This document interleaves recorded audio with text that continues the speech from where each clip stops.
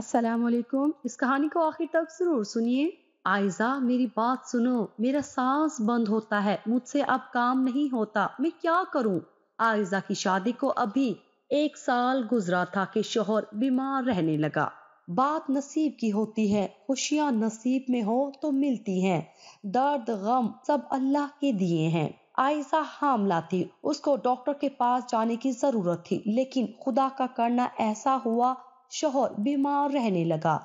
ایک خود بیمار، پھر شوہر کی بیماری بھی، حالات کافی برے ہونے لگے۔ شوہر فیصل تھوڑا سا چلتا اور سانس رکنے لگتی تھی۔ عائزہ فیصل کے پاس بیٹھی، فیصل مجھے درد ہوتا ہے کمر میں بہت، ڈاکٹر نے کہا تھا چیک کروانا، ایک بار ضرور۔ اب تم بھی ایک ماہ سے گھر ہو، مجھے ڈاکٹر کے پاس لے جاؤ۔ فیصل اداس تھا بہت۔ عائزہ حالات تمہارے سامنے ہیں، میں کیسے لے جاؤں تم کو ڈاکٹر کے پاس؟ اپنے ابو کو فون کرو، ان سے کچھ پیسے منگوا لو، یا تم ایسا کرو اپنی ماں کے پاس چلی جاؤ، جب بچے کی پیدائش ہوگی تو گھر آ جانا، میرے پاس اب پیسے نہیں ہیں۔ عائزہ پڑھی لکھی لڑکی تھی، شادی سے پہلے پرائیویٹ اسکول میں ایک ٹیچر تھی، لیکن شادی کے بعد جاب چھوڑ دی تھی۔ عائزہ نے ماں کو فون کیا، امی جی فیصل بھی بیمار رہتا ہے، ہم بہت پریشان ہیں، بھائی کو کہو مجھے آ کر لے جائے۔ ماں نے حوصلہ دیا، بھائی رات کو آیا، عائزہ کو ساتھ گھر لے گیا۔ فیصل گھر میں تھا، بھابھی لوگ کھانا دے دیتے۔ بڑے بھائی نے کہا فیصل یار تو نے اپنی بیوی کو میکے بھیج دیا ہے، اس کو گھر میں ہی رکھتا۔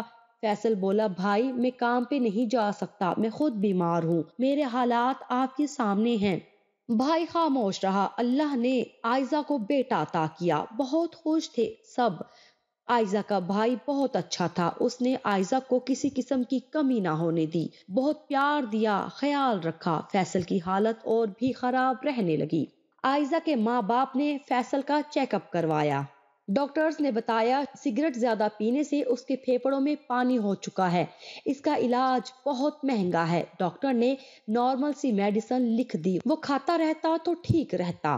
عائزہ میکے میں تھی، اس کی اسکول فرینڈ ملنے آئی۔ عائزہ کیسی ہو؟ عائزہ بیٹے کو گود میں لیے بتانے لگی، شکر الحمدللہ میں ٹھیک ہوں، تم بتاؤ لائف کیسی گزر رہی ہے؟ فرینڈ مسکرا کر بولی کیا بتاؤں عائزہ، میرا شوہر تو بہت خیال رکھتا ہے میرا، کل ہی دبئی سے مجھے 60,000 والا موبائل بھیجا ہے، اب کہہ رہے تھے مجھے بھی اپنے پاس دبئی بلوا لیں گے، پاسپورٹ بنوا رہی ہوں، اب ان کو کہا تھا مجھے مہینے کا 40,000 روپے خرچ دیا کریں۔ عائزہ مسکرانے لگی، شکر ہے اللہ کا بہن، اللہ تم کو اور بھی خوشیاں دے۔ فرینڈ پوچھنے لگی عائزہ تمہاری آنکھوں کے گرد سیاہ ہلکی کیوں ہیں؟ اپنا خیال رکھا کرو، امی بتا رہی تھی تم یہیں رہتی ہو، سسرال نہیں جاتی، خیریت تو ہے نا؟ عائزہ دھیمے سے بولی فیصل کچھ ٹھیک نہیں رہتے، بس اس لیے امی کے پاس رہتی ہوں۔ فرینڈ بولی اچھا تو تم کوئی جاب کر لو اسکول میں کسی۔ عائزہ نے بتایا نہیں ابھی میرا بیٹا چھوٹا ہے، چھوڑ کر نہیں جا سکتی اسکول۔ فرینڈ کے فون کی اتنے میں گھنٹی بجی، فون کان سے لگایا، عائزہ سے کہنے لگی تمہارے بھائی کا فون آ گیا ہے، میں اب چلتی ہوں، میرے بنا ایک پل نہیں رہ سکتے۔ عائزہ سے سلام کیا، چلی گئی۔ عائزہ کا بیٹا رونے لگا، بھوک لگی تھی شاید۔ عائزہ کے پاس بٹنوں والا ٹوٹا سا موبائل تھا، حالت کافی خراب تھی، شوہر بیمار رہتا، اسکول تو نہ جا سکتی تھی، لوگوں کے کپڑے سلائی کرنے لگی، شوہر نے گھر میں ہی پکوڑے سموسوں کی دکان بنا لی، کام تو ہوتا نہ تھا کوئی، عائزہ سب کچھ بنا کر دیتی، فیصل گھر کے باہر چارپائی پہ رکھ کے بیچنے لگتا، کبھی محلے کے بچے خرید لیتے، کبھی سارا بنایا ہوا سامان خود کھانا پڑتا، مشکل سے 2 وقت کی روٹی کھا رہے تھے۔ اللہ نے ایک اور بیٹا عطا کیا، 2 بیٹے، فیصل اور عائزہ کا گھر چلنا بہت مشکل ہو گیا تھا۔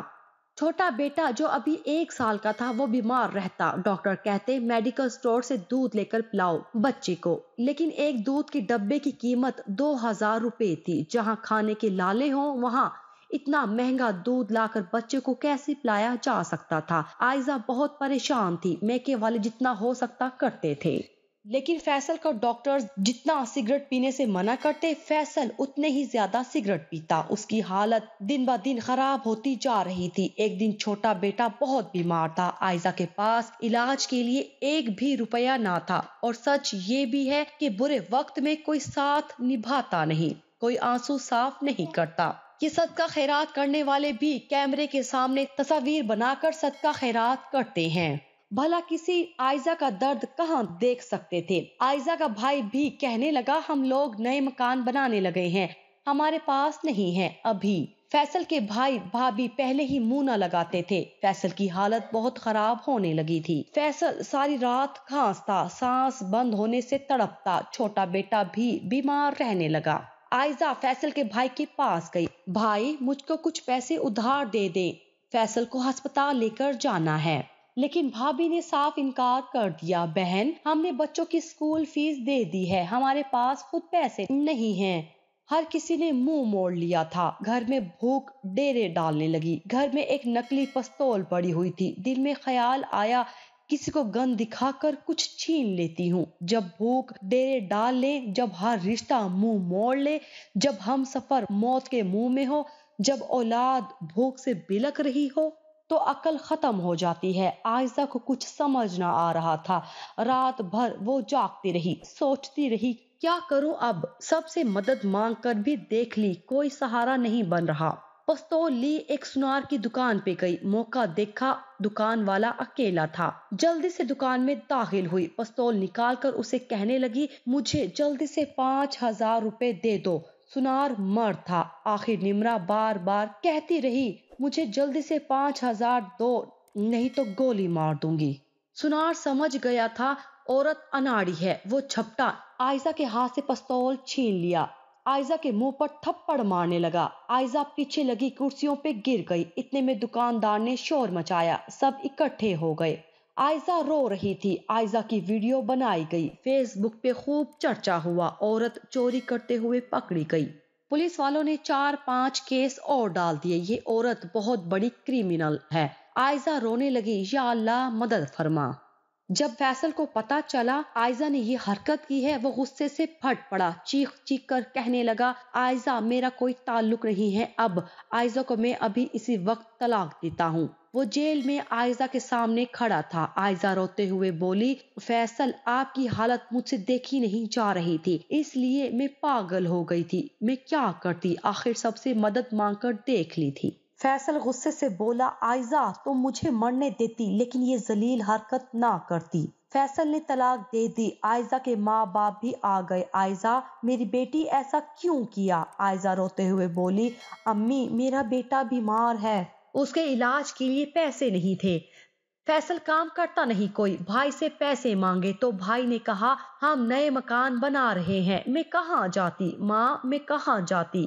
غریبی بہت بڑا ستم ہے، غریبی مذہب کے فرق بھلا دیتی ہے، افلاس حرام حلال بھلا دیتی ہے۔ دعا کیا کرو اللہ بھوک افلاس سے بچائے۔ خیر عائزہ کو رہا کروایا، طلاق ہو چکی تھی۔ فیصل کی طبیعت بہت خراب ہوئی، فیصل کی موت ہو گئی۔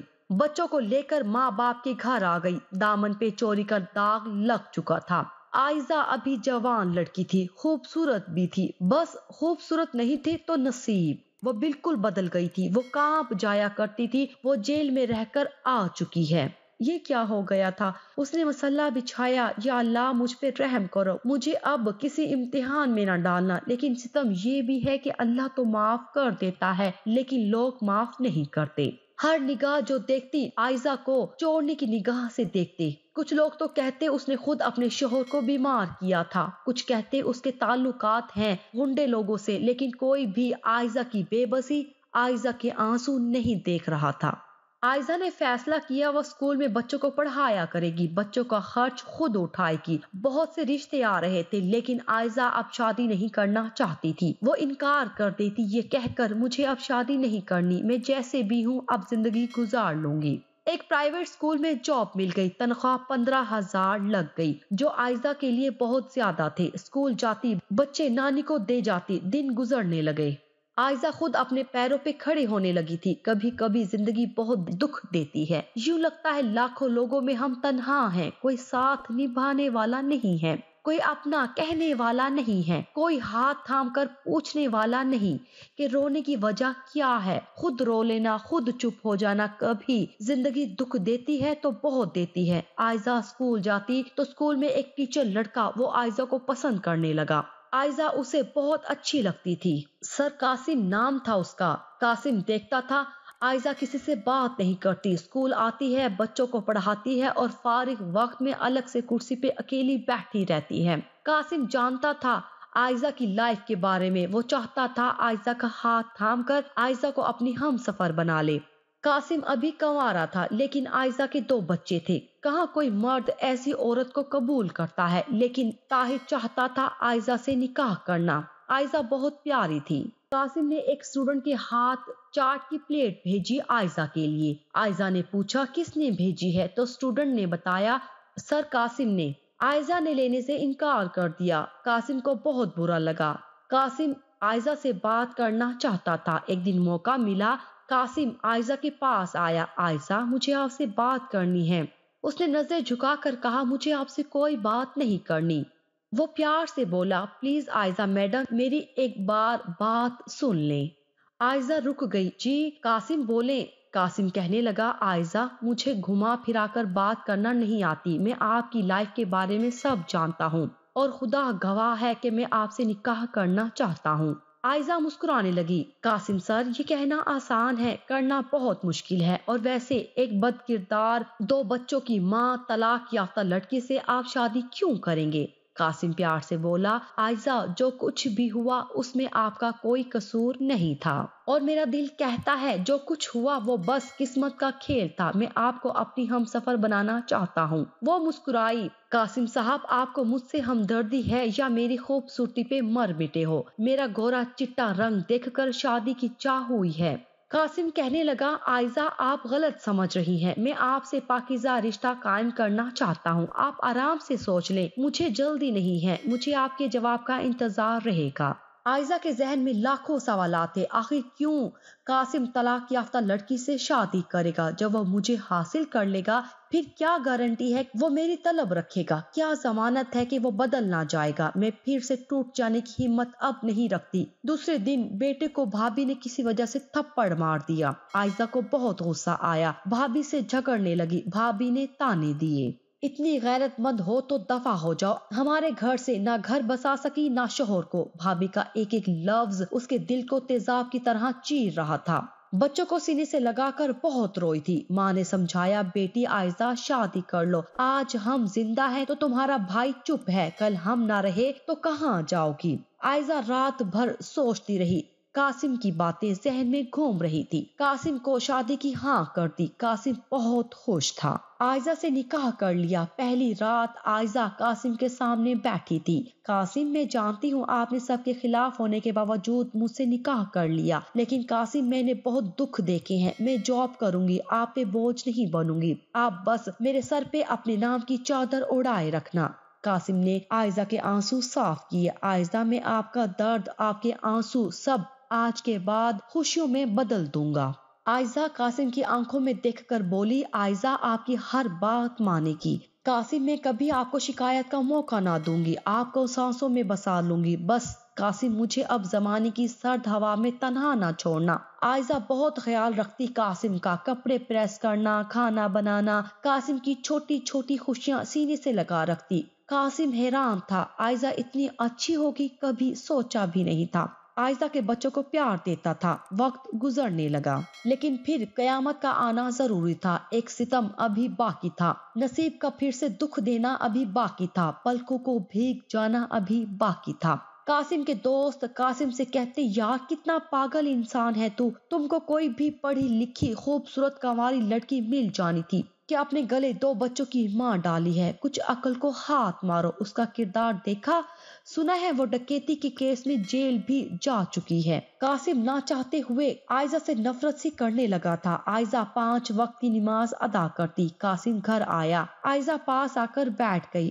قاسم آپ کو کہا تھا بال کٹوا کر آنا، اپنی حالت ٹھیک رکھا کرو نا۔ قاسم چپ رہا۔ آج قاسم کا رویہ بدلا سا تھا۔ آئزہ کھانا پلیٹ میں ڈال کر لائی۔ قاسم کھانا کھا لیں۔ قاسم نے ٹی وی دیکھتے ہوئے کہا آئزہ مجھے بھوک نہیں ہے۔